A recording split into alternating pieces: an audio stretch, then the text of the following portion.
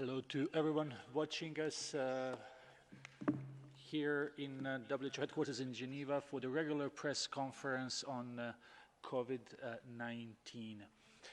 We have, as we had in the previous days, simultaneous translation in 6 UN languages plus Portuguese, so we hope we will get questions in those languages, and I would like to thank interpreters who are here with us today.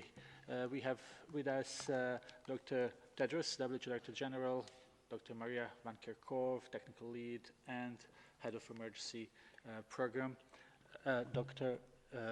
Mike Ryan. We also have Mr. Steve Solomon, Principal Legal Officer, in case questions come for him.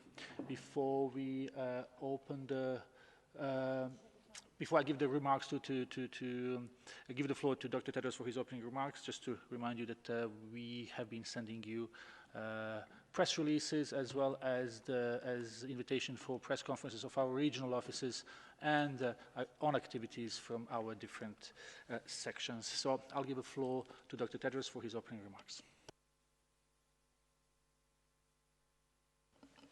Thank you, Tariq. Good morning, good afternoon, and good evening. 10 days ago, I joined President Emmanuel Macron, President Ursula von der Leyen, and Melinda Gates to launch the SET Accelerator to support the development, production, and equitable distribution of vaccines, diagnostics, and therapeutics against COVID-19. Today, leaders from 40 countries all over the world came together to support the SET Accelerator through the COVID-19 Global Response International Pledging event hosted by the European Commission. During today's event, some 7.4 billion euros was pledged for research and development for vaccines, diagnostics, and therapeutics. This was a powerful and inspiring demonstration of global solidarity. Today, countries came together not only to pledge their financial support, but to also pledge their commitment to ensuring all people can access life-saving tools for COVID-19. Accelerating development of the products, but at the same time, access to all. Recent advances in science are enabling the world to move at incredible speed to develop these tools. But the true measure of success will not only be how fast we can develop safe and effective tools, it will be how equally we can distribute them. None of us can accept a world in which some people are protected while others are not. Everybody should be protected. None of us are safe until all of us are safe. The potential for continued waves of infection of COVID-19 across the globe demands that every single person on the planet be protected from this disease. WHO remains committed to working with all countries and partners to accelerate the development and production of vaccines, diagnostics, and therapeutics, and to ensure their equitable distribution. This is an opportunity for the world to come together to confront a common threat, but also to forge a common future. A future in which all people enjoy the right to the highest attainable standard of health and the products that deliver that right. That's what we mean by health for all. We have been saying it for the last more than 70 years since the WHO was created. But I think, given the experience we have now and the difficulties we're going through, it's time to make it happen, health for all. But one of the best tools is also one of the most basic: clean hands. The simple act of cleaning hands can be the difference between life and death, and remains one of the most important public health measures for protecting individuals, families, and communities against COVID-19 and many other diseases. Tomorrow is Hand Hygiene Day, a reminder of the importance of clean hands for health workers and for all of us. At the same time, we must remember that millions of people around the world are not able to practice this most basic of precautions. Around the world, less than 2/3 of healthcare facilities are equipped with hand hygiene stations, and 3 billion people lack soap and water at home. This is an old problem that requires new and vastly increased attention. If we're to stop COVID-19 or any other source of infection and keep health workers safe, we must dramatically increase investments in soap, access to water, and alcohol-based hand rubs. Tomorrow also marks the International Day of the Midwife. This is an opportunity to remember the vital role that midwives play all over the world in providing safe and effective care for women and newborns. Research shows that interventions delivered by midwives can avert over 80% of all maternal deaths, stillbirths, and neonatal deaths. The service of midwives is actually a lifeline for many. Childbirth can be one of the most precious moments in a woman's life, but it can also be one of the most dangerous, as you know. Midwives are essential for guiding and caring for women through their entire pregnancy and the critical moment of childbirth. But we need more midwives in all countries, especially low-resource countries. To mark Hand Hygiene Day and the International Day of the Midwife, we're calling all people to stop what they're doing at noon tomorrow to clap for nurses and midwives and thank them for their role in delivering safe and effective care, especially during this pandemic. They're risking their life and to protect or to give life to others. Several countries are now starting to ease so-called lockdown and stay-at-home orders. But our common commitment to basic measures such as cleaning hands and physical distancing cannot be relaxed.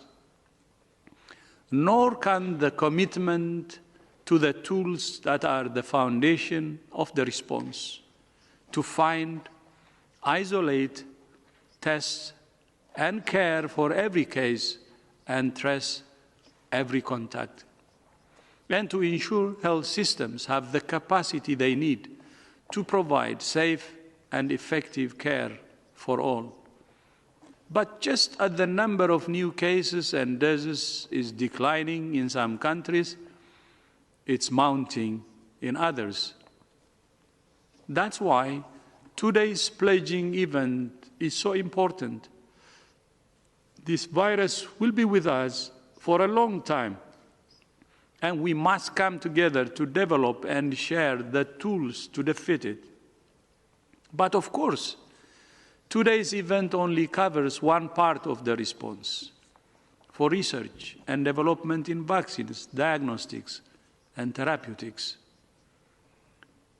In the weeks and months ahead, we will need much more to meet the demand for personal protective equipment, medical oxygen, and other essential supplies. Later this week, WHO will launch its updated Strategic Preparedness and Response Plan, which will provide an update of the resources WHO needs to support the international response and international and national action plans to the end of 2020. WHO is grateful to the many countries and donors who supported the first strategic and response preparedness and response plan. And we are also grateful to the more than 300,000 individuals, corporations, and foundations who have contributed to the Solidarity Response Fund, which has generated more than $210 million in just 6 weeks. As my friend Boris Johnson said during today's pledging event, we're in this together, and together we will prevail. We will prevail through national unity and global solidarity. The antidotes to this virus are national unity and global solidarity. The antidote to this virus is the human spirit. Thank you. Thank you very much, Dr. Tedros, for these opening remarks. We will now open the floor for questions. I will remind journalists to be very brief and ask only one question, so we can try to take as many as possible. And again, you can ask the question in 6 UN languages plus Portuguese. For journalists who are on Zoom, you will need to go to settings to find your language. And because of a bug we have, Arabic is under Korean. So if you want to listen in Arabic, you have to click on Korean. That's a bug that we have in a Zoom, and it's not really our fault. We will start with EFE news agency. Isabel is online. Isabel? Yes, do you hear me? Yes. Thank you. Ya, gracias. Voy a hacer la pregunta en español. Gracias por tomar esta pregunta. En varios países de distintas regiones, incluidos algunos de América Latina, las farmacias están vendiendo test de diagnósticos de coronavirus para que la gente pueda hacerse estos test en sus casas. Y en algunos países se está haciendo con autorización de las autoridades sanitarias y en otros países de manera más o menos informal. Quisiera saber si la OMS aconseja que la gente pueda hacerse este tipo de diagnósticos ellos mismos, si creen que estos test son fiables y cómo evalúa el riesgo de que una persona con un falso resultado negativo, si cree que estos test no son fiables, crea que está sana y pueda transmitir el virus, sobre todo ahora que muchos países están relajando o empiezan a relajar las medidas de confinamiento.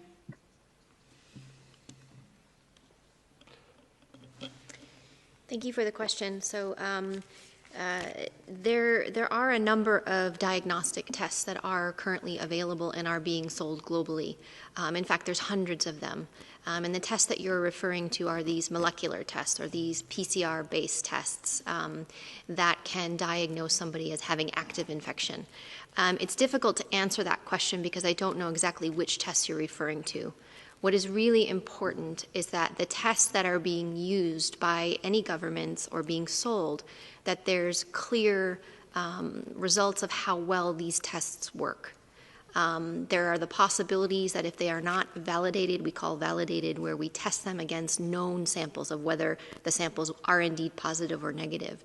It's very difficult to know if the test result that you're getting is a true result. And as you've highlighted, there are risks associated with having a false positive and thinking that you are infected and you are indeed not. And more importantly, if you test false negative, where in fact you are infected and the test tells you that you're not. So there are some risks associated with being being sold over the counter. Having said that, you know, the ingenuity, the rapid development of these tests is very positive, and we welcome this innovation. We welcome the speed at which these tests are being made available, but it is important that they're validated. It's important that we really understand how well they work. Bottom line, though, is that everyone that is out there needs to adhere to public health measures regardless. These include hand hygiene that the DG has just mentioned, and you've heard us mention well, with washing your hands with soap and water or an alcohol-based rub. Practice physical distancing, so where you're physically distant from another person, adhering to the public health measures that are put in place by governments, practicing respiratory etiquette. These are the things that must be adhered to all the time while we work through the use of some of these tests that are coming online. Thank you very much, Dr. Van Kerkhove. Hope this answers the question from Isabel, and it was on self-testing. Next question is from Joan from Meetings Today. Joan, can you hear us? Joan, can you unmute yourself, please? Sorry, I did. Okay, thank you. Hear me now. Thank you. Meetings and conventions are part of the tour and travel industry, and we are incredibly confused about how WHO classifies mass gatherings. Around the world and in the US, groups don't know what that means. We're finding different standards within the United States, and I just saw someone mentioned what France is doing in terms of the ability to travel to meetings. We need guidelines about how WHO defines mass gathering and how we're going to go forward. Thank you. So thank you for the question. I will start, and maybe Mike would like to supplement. So the question around mass gatherings, there's different ways in which people are defining gatherings, just gatherings in general, in terms of, you've seen different governments put in place more than 5 people, no more than 10 people, no more than 50 people. Mass gatherings are obviously much larger than that. What we do is we have put out guidance which provides a risk assessment-based approach that evaluates each gathering as it is defined, as it is developed. What is the gathering itself? Where is it taking place? How many people are involved in it? Is there any way in which it can be done remotely or through video? Is there a way it can be postponed? And so what we're trying to do is lay out the criteria in which those decisions can be made. Those decisions must be made on a case-by-case basis. Because not all situations are the same. The area in which they are carried out have different ventilations, some are outdoors, some are indoors, so it depends. It's an unsatisfactory answer because we can't give you a yes or no, but what we try to do is we try to outline all of their criteria that you would need to take to be able to make that decision. The same holds true for travel. You know, the same holds true for holding meetings some places. All of those decisions need to be taken on a case-by-case basis to determine if indeed that meeting needs to take place, and if so, how that could be done safely. Thank you very much, Dr. Van Kerkhove. Next question is Radio France Internationale. Jeremy, can you hear us? Hello, do we have Jeremy from RFI? Yes, can you hear me? Yes, please go ahead. Thank you. I just had a quick question regarding mass gatherings. Also, I heard that France is considering reopening movie theaters, for instance, and I would like to have your opinion on that. Do you think this kind of measure is too early? Because we can think of mass gatherings too in movie theaters where hundreds of people are sitting in the same place. So do you consider it to be a good measure or not? Thanks.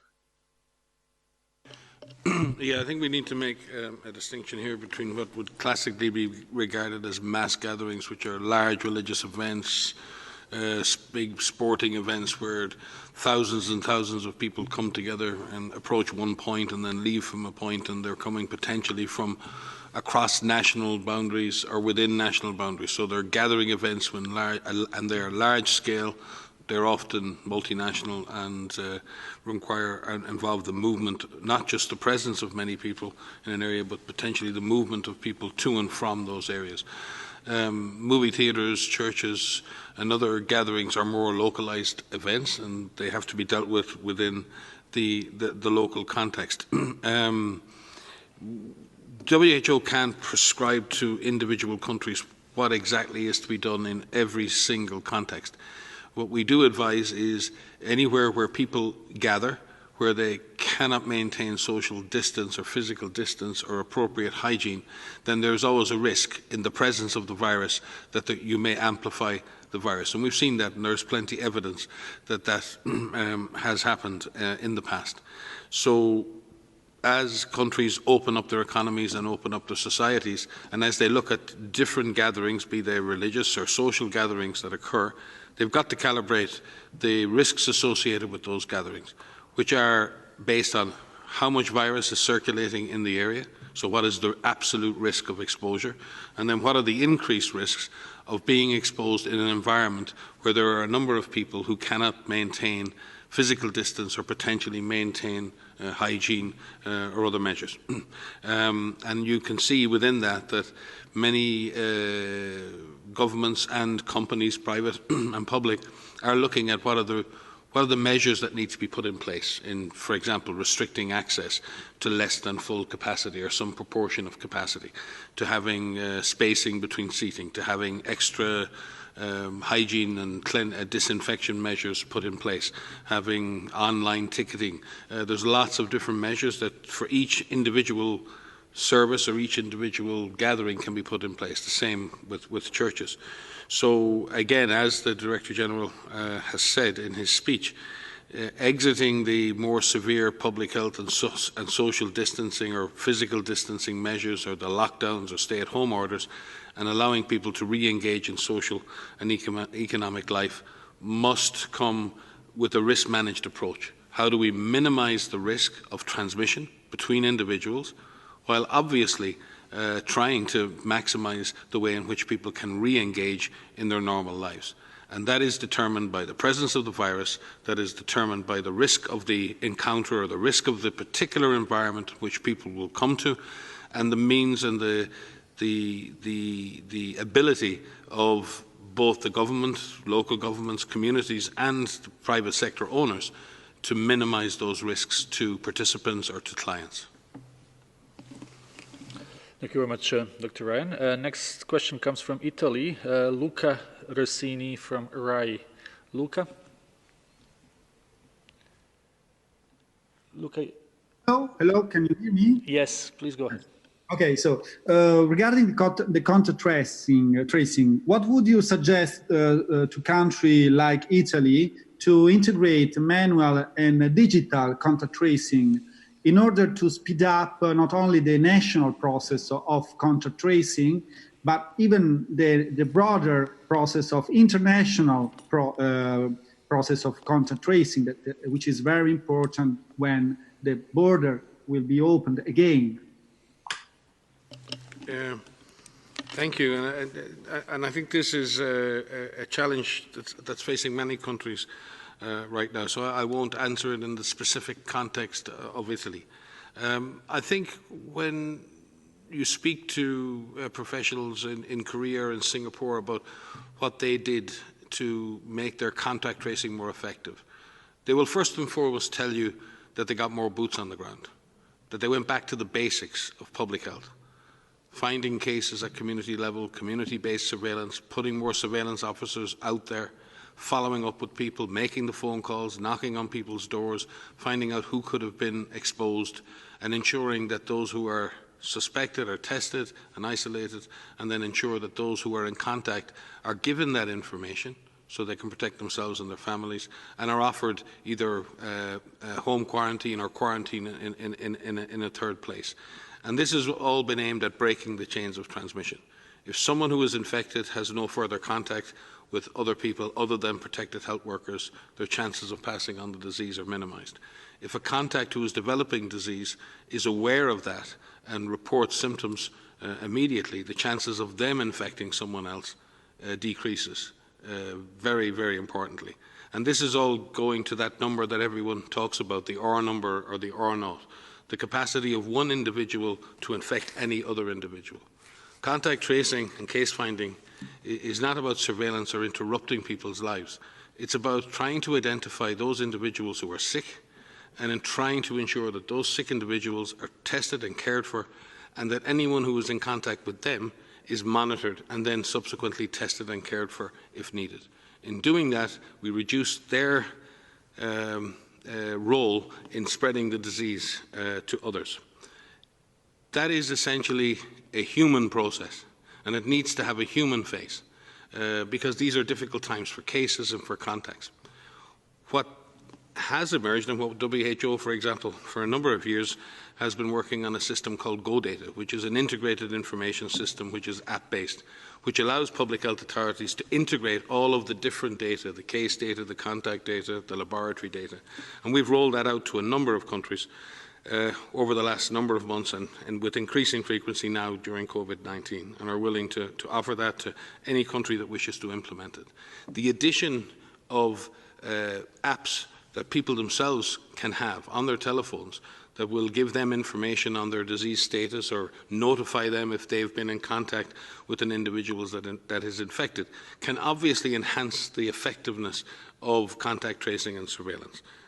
And we've seen various examples of that emerge around the world and be put to use. They are an additional measure that will potentially enhance the efficiency of the contact tracing process, but they won't do it by themselves.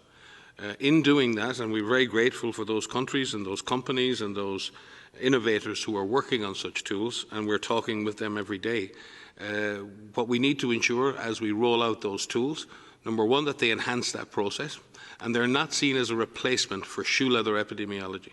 They're not seen as a replacement for the basic human workforce, the army we need to go out there and find cases. They can enhance the work of that workforce, but they can't do the work of that workforce. If we add those tools and give an extra boost to that process and become more efficient, then we'll get rid of this virus more quickly. But we also have to consider, and very carefully within this, that these tools must be used for that purpose and that purpose alone. And we have to take into account people's personal data protection, protection of their data, protection of their privacy, and ultimately protection of their human rights. I think all countries are trying to approach this in a very balanced manner, but we do believe that such tools are useful. We're very, very grateful to see the innovation, but we are very, very keen to stress that IT tools do not replace the basic public health workforce that is going to be needed to trace, test, isolate, and quarantine. Thank you very much. From Italy, we go to Brazil. Ana Pinto from Folha de São Paulo. Ana? Yeah, hi. Thanks for taking my question. I'll ask in Portuguese, so you provided the translator. So, nos últimos dias, alguns dados têm mostrado que há países que não têm só uma curva da doença ou da infecção por coronavírus, mas duas curvas. Uma curva que está se achatando mais rapidamente, que é a dos habitantes mais ricos ou com mais recursos, e outra curva, que é a curva dos mais pobres, que continua crescendo. Eu gostaria de saber se essa é uma preocupação da Organização Mundial de Saúde, se vocês têm registrado esse fenômeno em outros países e se isso pode ter alguma influência nas políticas públicas adotadas nesses países, quando as populações mais vulneráveis têm menos poder de agenciamento, menos voz dentro da formulação das políticas públicas. Obrigada.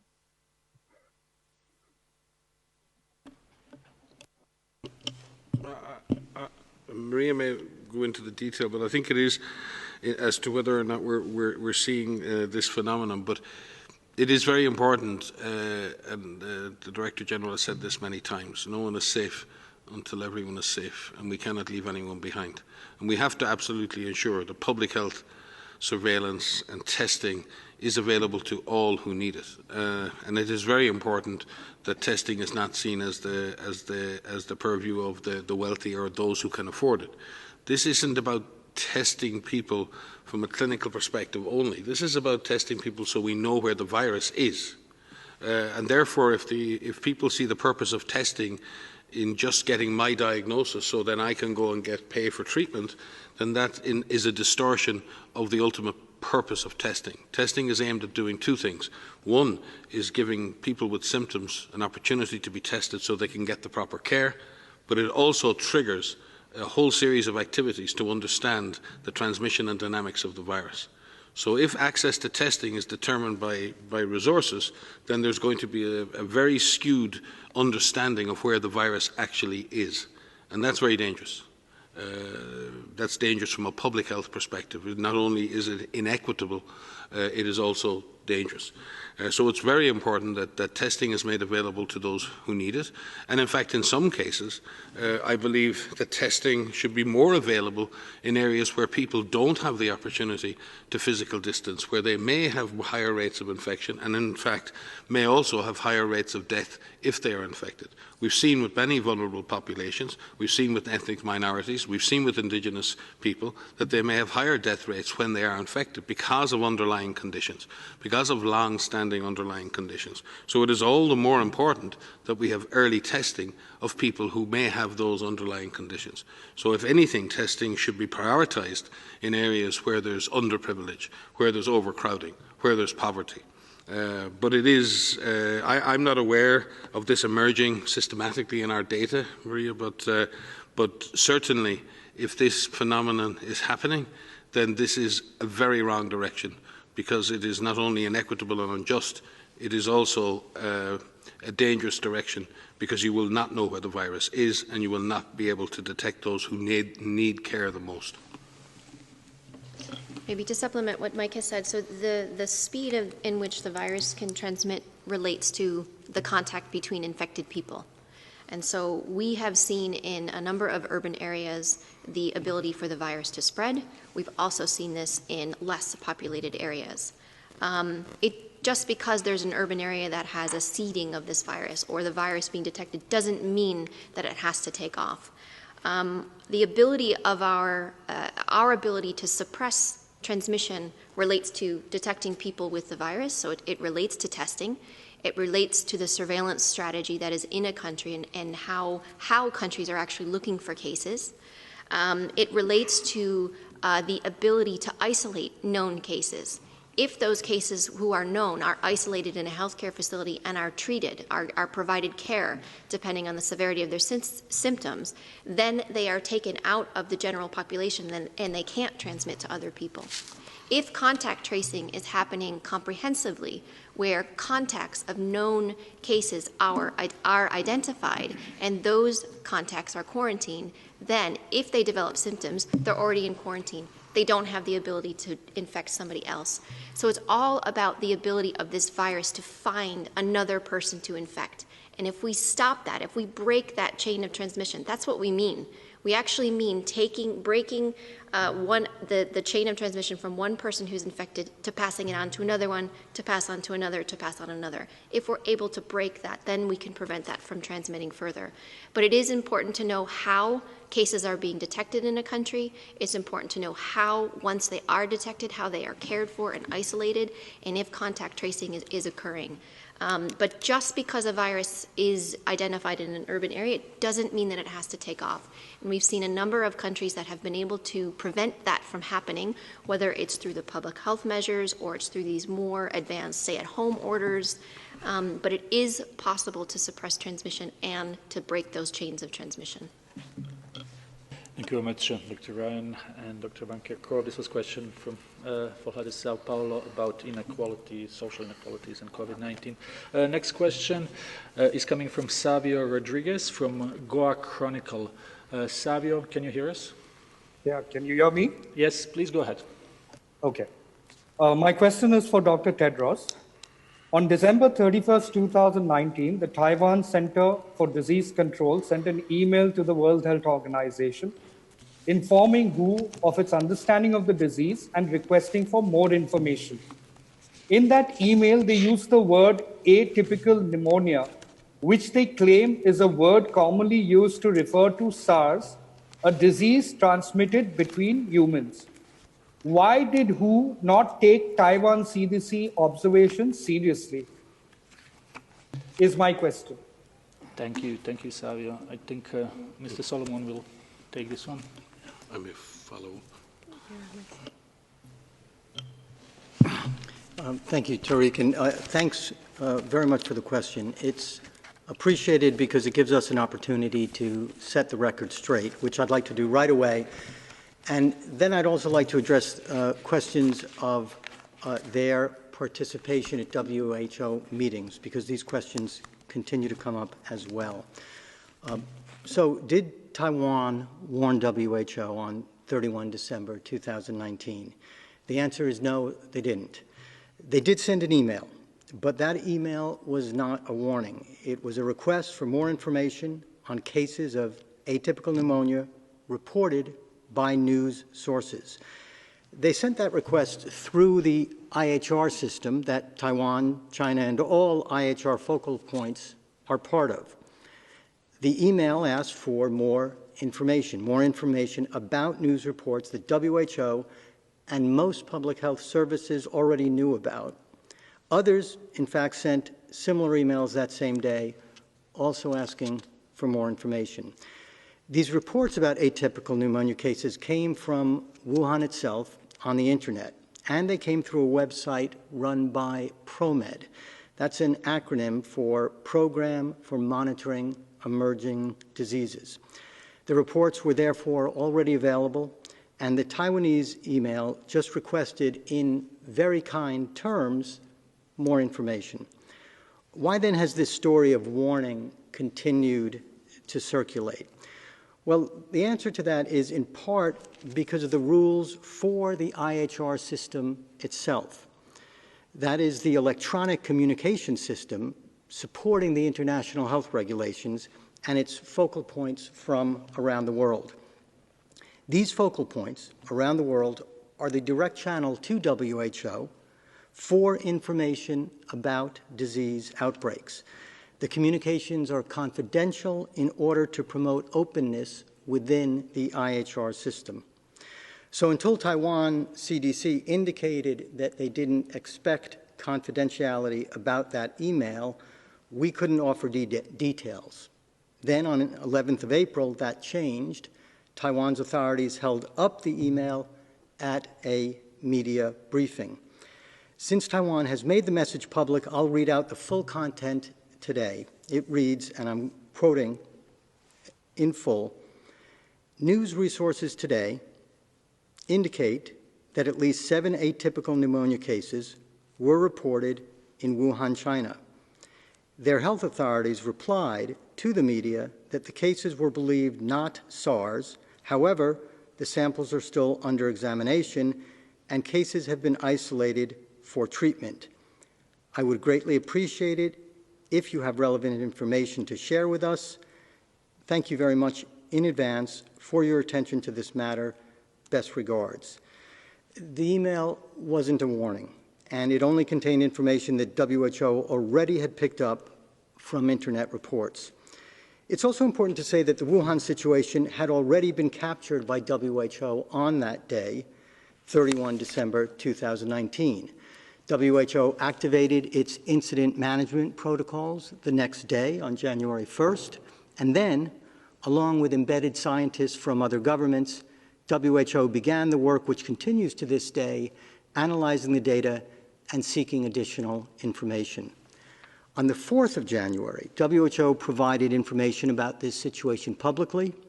On the 5th of January, WHO shared detailed technical information through this IHR system.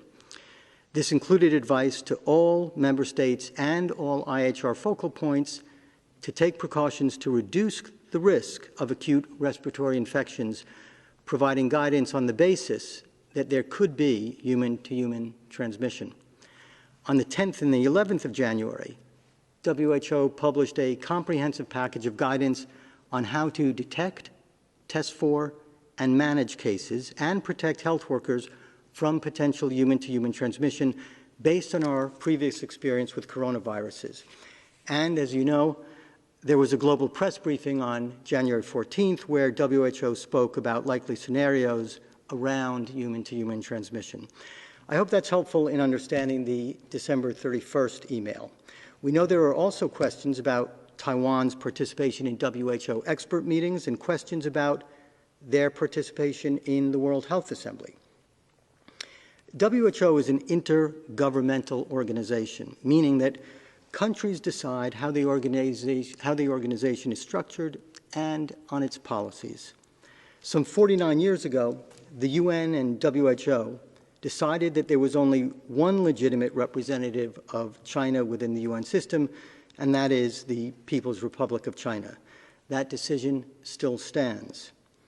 WHO is also a specialized agency of the United Nations, and as such, aligns with the UN and must do so coherently. The work of WHO staff, in line with our Constitution, is to promote the health of all people everywhere and to assist with, but not decide on, issues at the World Health Assembly.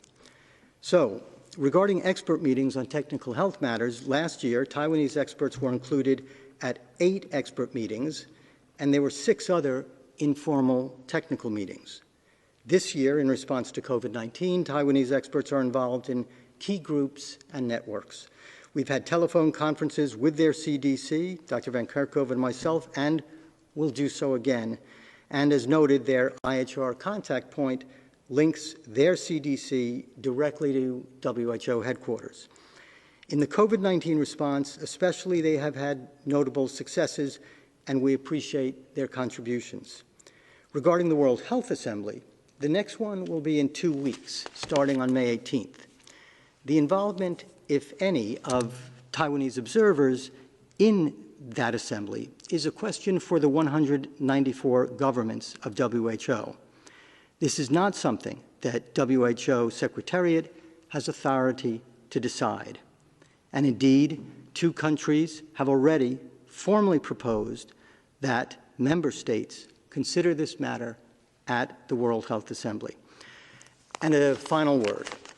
A lot of attention has focused on Taiwan's participation with WHO, and we understand that. We are also mindful that there are other places, too, that, for many different reasons, look for connections to WHO. But it is not the role of WHO staff to be involved in geopolitical issues. In fact, our principles of neutrality and impartiality exist to keep us out of those issues and to promote the role of evidence-based science in all our work. Our role, even when we operate in sensitive political areas or in complex humanitarian emergencies, is to follow the rules and policies that member states set out and, working within them, to strengthen health systems and access to health care for all people everywhere. Others may want to add to this. Thanks very much.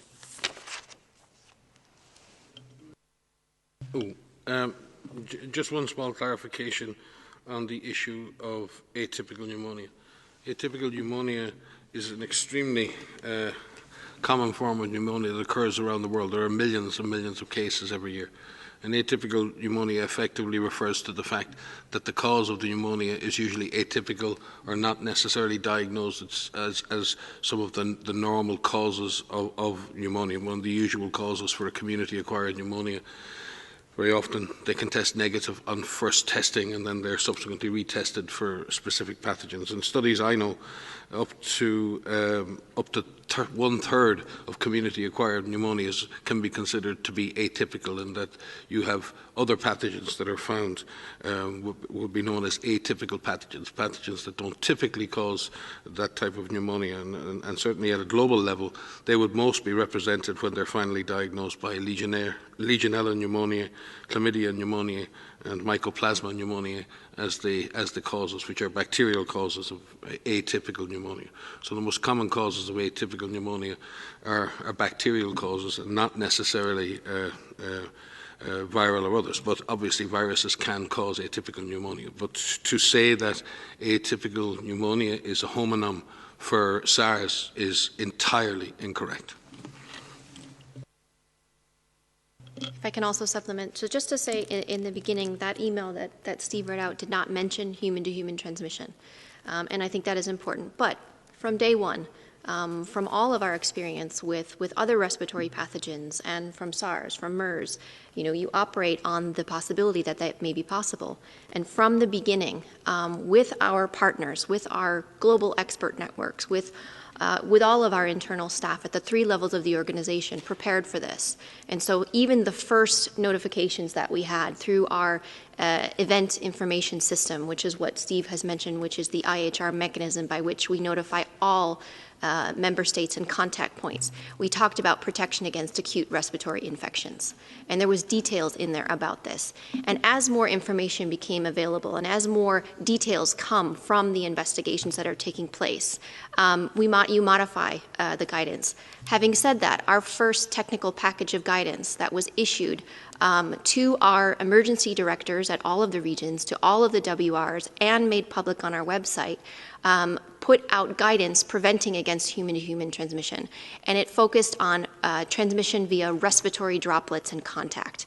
And in the situation of healthcare settings, focused on the potential for aerosol transmission or airborne transmission when you have, in the context of aerosol-generating procedures. And again, this is based on our experience with other respiratory pathogens, SARS, MERS, influenza.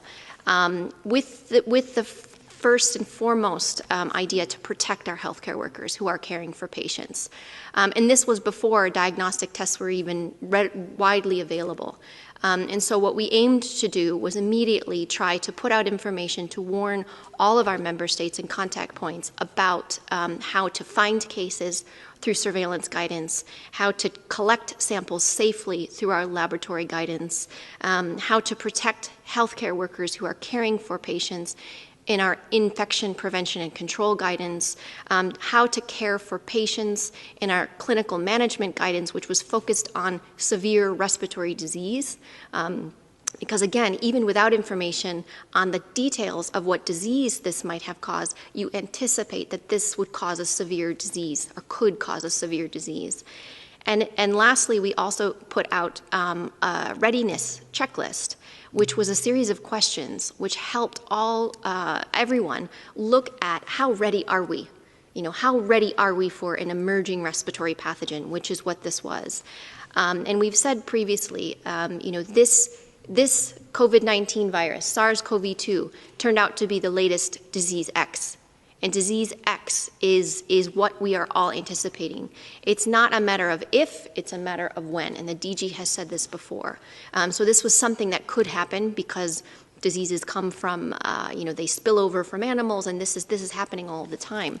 But we need to ensure that we put out guidance as quickly as possible to help prevent onward spread, protect people who are caring for those patients. Thank you very much for this answer on this topic. Next question is from CNBC. That's Will. Will, can you hear us? Hi. Yeah, can you hear me? Yes, please. I wanted to ask, the DG mentioned earlier about equitable distribution of therapeutics and vaccines. I wanted to ask about Gilead's remdesivir, which received emergency use authorization in the U.S. this past week. The U.S. government is controlling the supply of remdesivir at the time. I'm wondering if the WHO would like to comment specifically on that drug. Just to say we are grateful that the company Gilead and the Director General had direct discussions at the highest level to ensure that we had access to the remdesivir drug in order to launch the solidarity trials around the world. And just to remind everyone that remdesivir is one of the arms of those trials. We welcome the recent data from the randomized control trials the randomized control trial that has been done in the United States, and there's signals of hope there for the potential use of the drug. And we will be engaging in discussions with Gilead and the US government as to how this drug may be made more widely available as further data emerges on its effectiveness. But we are grateful for the fact that the drug is within the Solidarity trials, and that drug was provided by the company for that purpose. Thank you. Thank you very much. We have time for maybe 2 more questions. So let's try AFP and Nina Larsson. Nina? Can we hear Nina? If you can unmute yourself, please. Hello, can you hear me? Yes, now it's okay. Okay, thank you. Thanks for taking my question. So I had a question about President Trump and his Secretary of State, Mike Pompeo, said that they've seen enormous evidence that the novel coronavirus originated in a lab in Wuhan. I'm just wondering if the US has discussed or shared this evidence with the WHO, and if the WHO is looking to investigate these claims if or when you're invited to China to participate in investigations into the origin of the outbreak. Thanks. So I can start, and perhaps Mike would like to supplement. So let me start with the public health importance of really understanding where this SARS-CoV-2 virus, the virus that causes COVID-19, comes from. What's really important is for us to understand the zoonotic source, what we call the animal source. This is a coronavirus, and coronaviruses circulate in bats, and so there's an ancestral link to bats, and that is something that we know based on the genetic sequences of this virus and other coronaviruses that circulate globally. So we know that bats are an ancestral link. What we really need to understand is the intermediate host, the animal that was infected by bats and that infected people in some of these in the earliest cases. And that's a very important piece to understand from a public health perspective so that we could prevent that from happening again. We've learned this in MERS, for example, in the beginning. We didn't know the intermediate host for MERS, and there were investigations that were taking place in the Middle East, and there was a link that was made with dromedary camels. This happens for a lot of these zoonotic pathogens. And what we need to do is we need to do these investigations, these studies, to better understand what is the animal host for COVID-19. We have discussed this with our colleagues in China, and we discussed it during the mission that I took part in February. And one of the recommendations was to be able to do those investigations and do those with our colleagues at FAO and OIE and different ministries across China. And this is an important part of our understanding of how this all began, so that we could prevent it from happening further. From all of the evidence that we have seen, from all of the sequences that are available, and there are, I believe, more than 15,000 full genome sequences available, or close to 15,000, that this virus is of natural origin. But we do need to still find the intermediate host in China, and that is something we are very supportive of to provide that support to our colleagues in China. And just a supplement on your first question, no, we have not received any data or specific evidence from the US government relating to the purported origin of the virus. So from our perspective, this remains speculative, but like any evidence-based organization, we would be very willing to receive any information that purports to the origin of the virus, because, as Maria said, the origin of the virus is a very important piece of public health information for future control.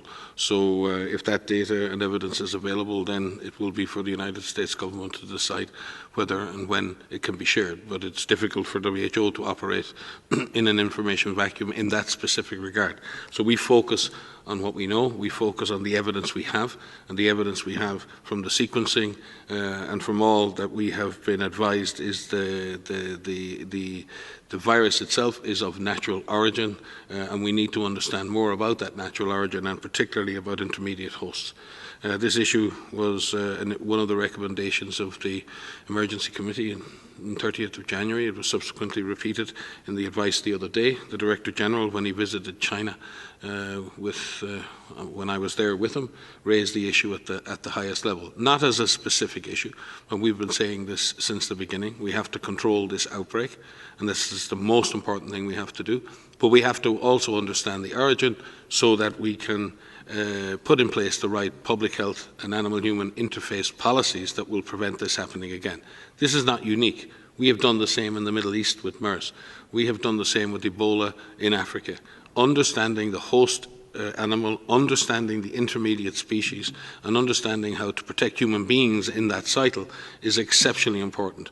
Whether that requires changes in our engagement with the natural environment, whether it requires changes in animal husbandry, when it requires changes along the food chain, we won't know exactly how that is to be managed unless we understand the animal host and the animal intermediate species. And that's an exceptionally important piece of information. Right now we have to deal with the pandemic and we've got to get it under control, but that does not lessen the importance of doing that other work. We have offered, as we do in every case with every country, assistance with carrying out those investigations, and I'm sure our colleagues in OIE and FAO are equally keen to offer that support. But again, a bit like the mission in February, we need to understand that we can learn from Chinese scientists, we can learn from each other, we can exchange knowledge, and we can find the answers together. If this is projected as aggressive investigation of wrongdoing, then I believe that's much more difficult to deal with. That's a political issue. That is not a science issue. We see scientists in China communicating, collaborating around the world right the way through this pandemic. We would like to see that spirit continue, and we would like to see scientists at the centre of the exploration of the source of this. Science needs to be at the centre. Science will find the answers. The implications of those answers can be dealt with from a policy and political perspective. So if we have a science-based investigation and a science-based inquiry as to what the origin species and the intermediate species are, then that will benefit everybody on the planet. And we believe that can be achieved with the appropriate approach to that very important question. Thank you very much. Let's maybe try to take one more question before we conclude this press briefing. It's Simon Ateba from Today News Africa. Simon, can you hear us? Hello, do we have Simon? Yeah. Yes, we can hear you. Okay. Can you hear me? Yes. Okay. My name is Simon Ateba from Today News Africa in Washington, D.C. WHO Africa released a statement not long ago about that WHO welcomes traditional medicine. I wanted Dr. Tedros to expand on that, what they mean by traditional medicine. Do we mean black magic, or what do they mean? And I also wanted WHO to react to the controversial bill being introduced in Nigeria, the infectious disease bill. Are you concerned that some government may use the coronavirus to turn their country into a police state? Thank you.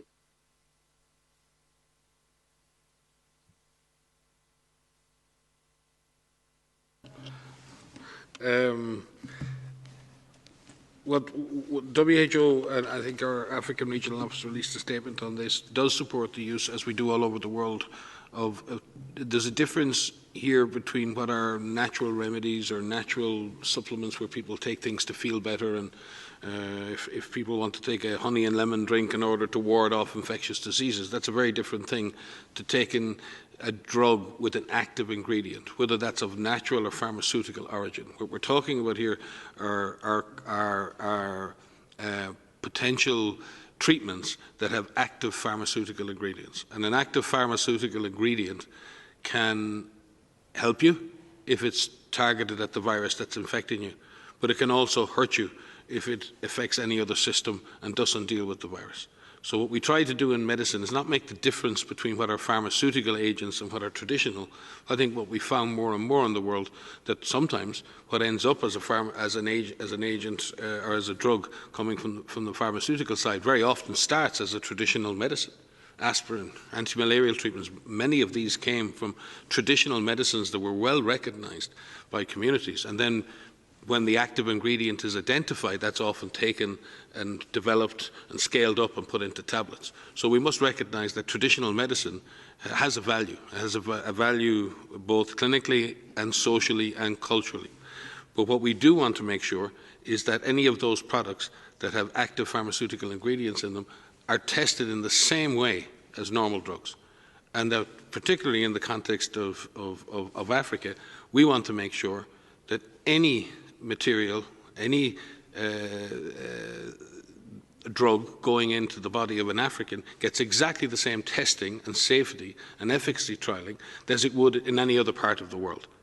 So this is not about denying Africans traditional therapies. This is about making sure that those therapies are safe and effective. And WHO will support those researchers who have traditional medicines that have some potential or are showing some promise or have some indication that they may work, and we will support them in building the necessary clinical trials that can test the safety and efficacy of those potential traditional remedies. This is both as a way to protect people from remedies that may hurt them, but also to select out those remedies that may actually work in this case. Maria?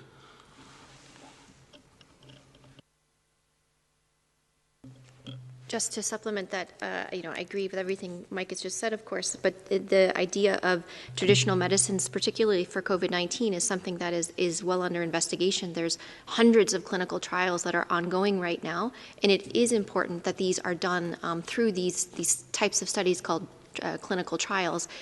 Even within China, the use of traditional medicine, many of them are under clinical trials evaluation right now.